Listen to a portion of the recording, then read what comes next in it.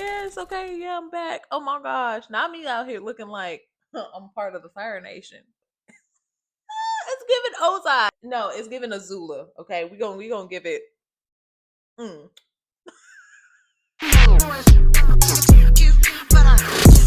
Yo, welcome back, everyone. It's your girl Asha LaRue coming at you with another breakdown on Yo Asha TV. Today, we are flying into the highly anticipated first 2 episodes of Agatha All Along, a thrilling continuation of the WandaVision series from the MCU universe. So, grab your snacks and let's get into it. Agatha All Along. No. As we return to Westview 3 years after Wanda Maximoff's tragic mishap, we find our favorite witch, Agatha Harkness, trapped in a new twisted reality. Gone is her nosy neighbor persona of Agnes. She's now living in a bleak detective show titled Agnes of Westview. The title mimics that of Mayor of Easttown, and it claims it's based off of the Danish series named WandaVision. This episode leans heavily into a true detective and the killing style format. Agatha, now a haggard police detective, is pulled off suspension to investigate a gruesome murder of a Jane Doe found in the woods. As if that's not enough, her past catches up with her when FBI agent Rio Vidal arrives and drops hint after hint to wake up Agnes. Harry, you're a wizard. I'm a what? A wizard, Harry. And then after that, a mysterious teenage boy tries to break into her house. She then chases him down, and what I will say is a hilarious chase down for a middle-aged person. Like, it just really showcased like her age in this, and I think that was hilarious. And she finally arrests him. Agatha's reality starts to unravel when she starts to interrogate this boy, leading to a flood of memories and many unanswered questions. These are just flowers. What?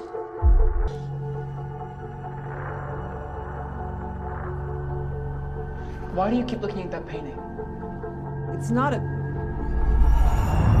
This causes Agatha to literally shed all of her previous cursed personas from the previous show. Yes, even her 80s workout gear. Literally to put WandaVision behind her as she starts scheming once again.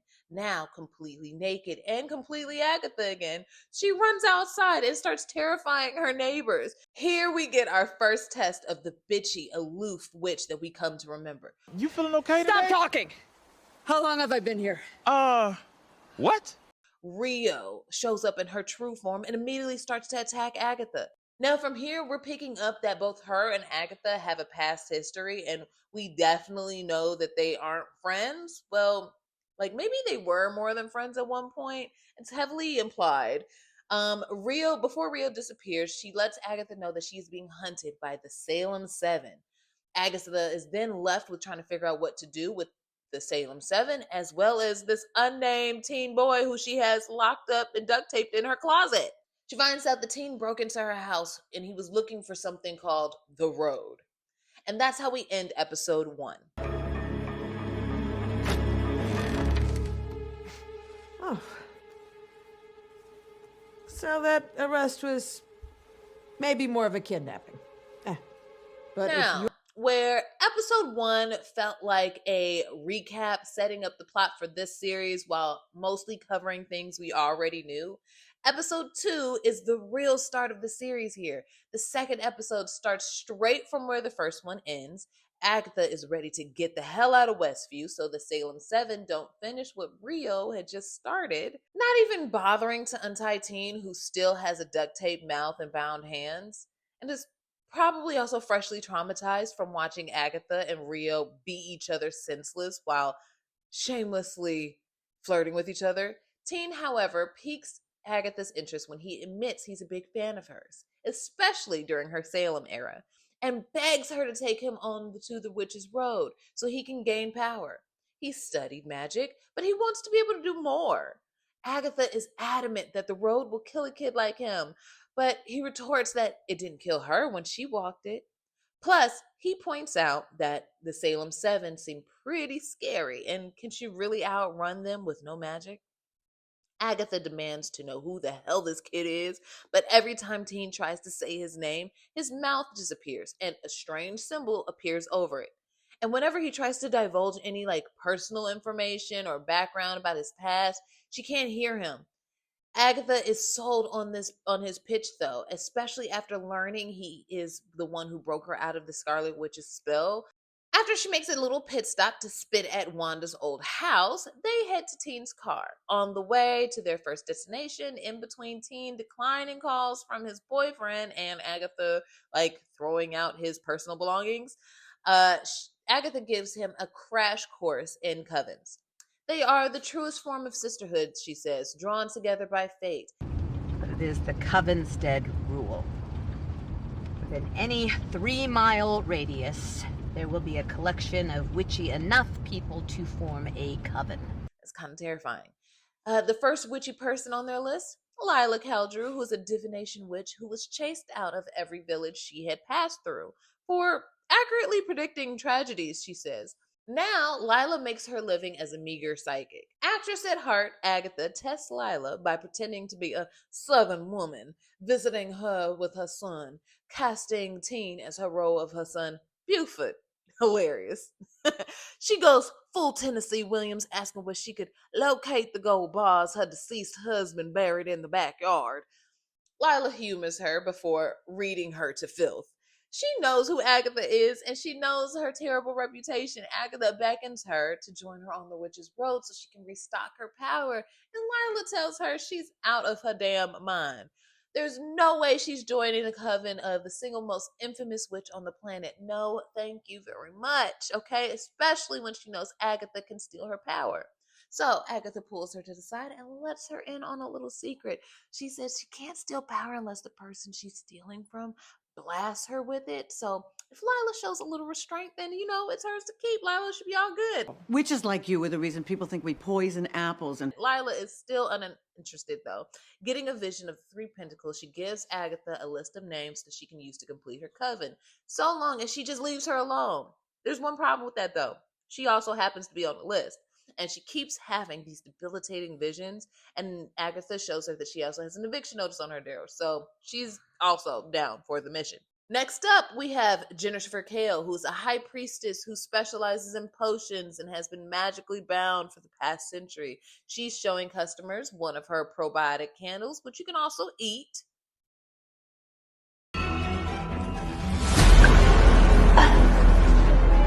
Oh, what the? Agatha comes in yelling about a jade Kegel egg, which is hilarious, and it turns out her and Agatha also have beef. Jennifer quips as soon as she lays eyes on her. She knows that Agatha is desperate from the look on her hands and the absence of the black marks, which makes it obvious that yes, she did indeed lose the Darkhold. Jennifer is also highly uninterested in her pursuit of the Witch's Road.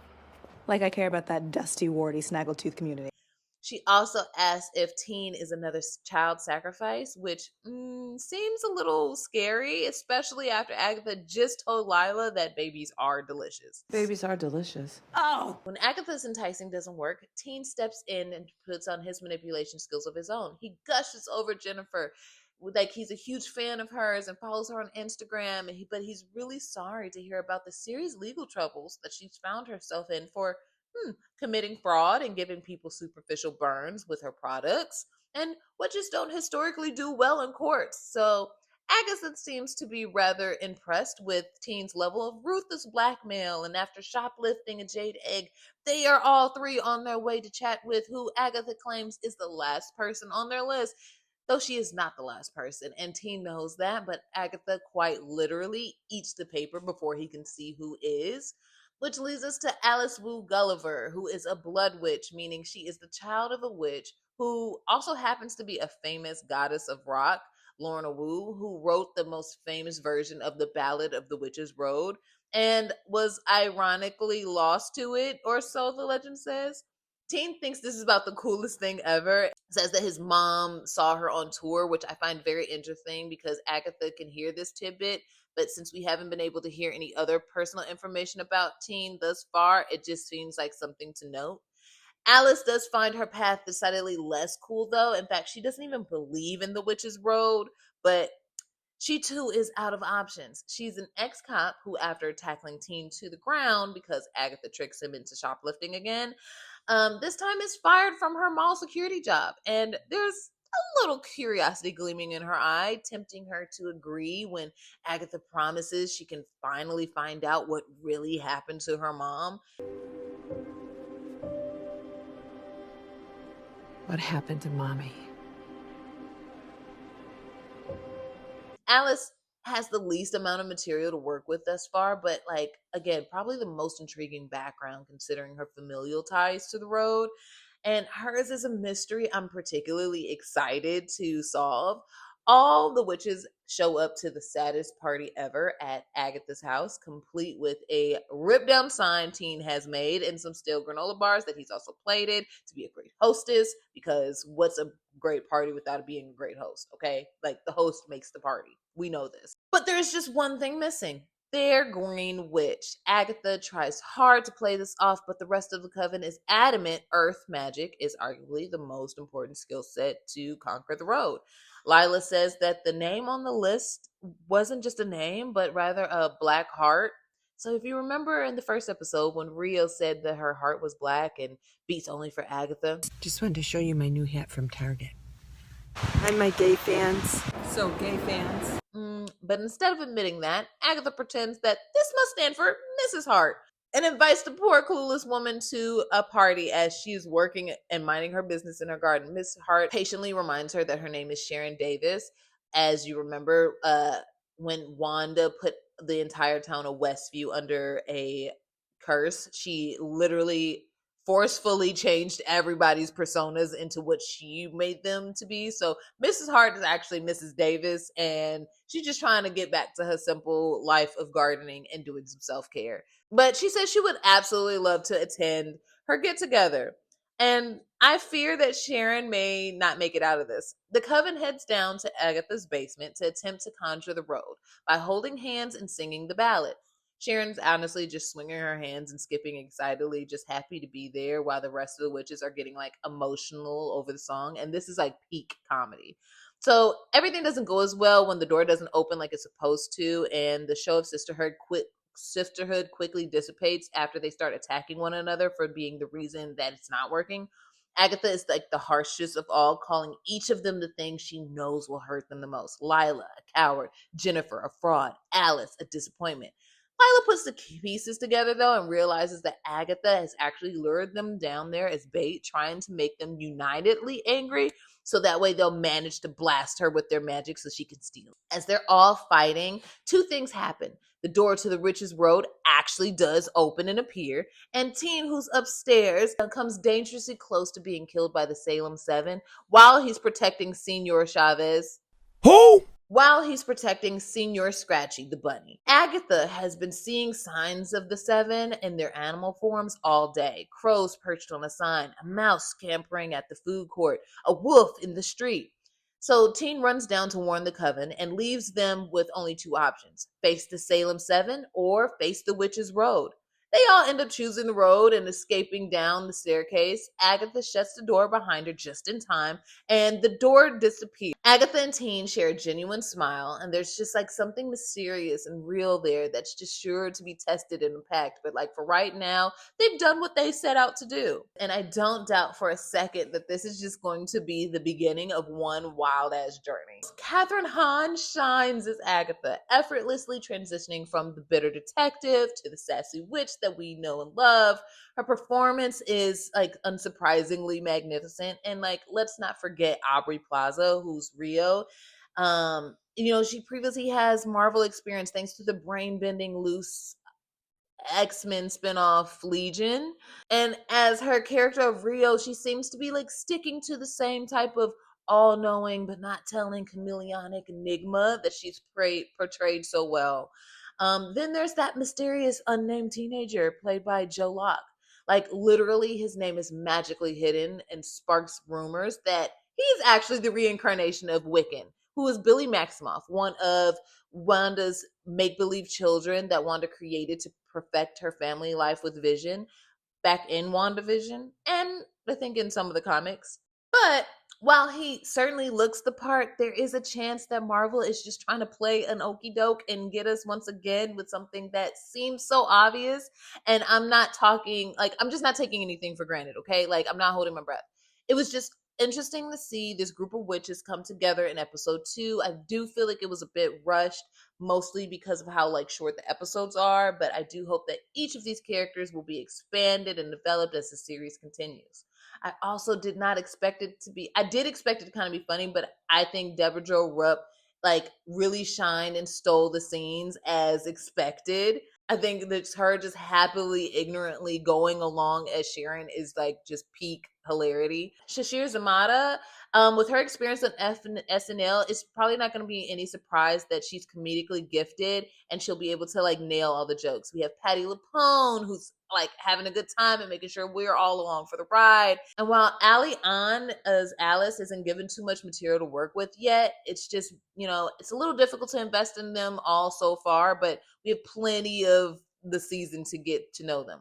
And the nostalgia is real, folks, from familiar faces like Dottie and Herb, which is clever callbacks to WandaVision. Speaking of connections, though, did you guys catch the clever Easter egg that the missing book title, Dialogue and Rhetoric, Known History of Learning and Debate, is actually an acronym for Darkhold, and the author's name is an anagram for Wundergar? While both episodes do a commendable job with story building, some moments just feel a tad rushed, and it could be used more clarity regarding like some of the new characters and relationships to Agatha. However, I know it's just the first 2 episodes and there's just plenty of time to delve deeper into the series as it progresses, and I really hope it does. So overall, Agatha All Along manages to bypass the WandaVision just season 2 label and carve out its own path while playing homage to what came before, mixed with an intriguing plot and clever references, and of course, all the Marvel Easter eggs that make this a must-watch for any MCU fan. So, what Easter eggs did I miss? What did you spot? Is Teen actually Wiccan? Drop your thoughts in the comments below. And thanks again to my subscribers and Patreon members. Your support means a lot to me and allows me to continue to make more of the content that you like. If you are new, then let's kick it again, homie. And don't forget to hit that like and notification bell so you'll never miss out on the fun content that I share. I'll catch y'all next time. Oh, by the way, head over to my Patreon where you can see full movies and episodes and watch them with me and access to premium content before it actually hits YouTube. All right, y'all. So it's been real. I'll catch you guys on the next episode of Yo Asha TV. Until next time, I'm out. Who's been messing up everything?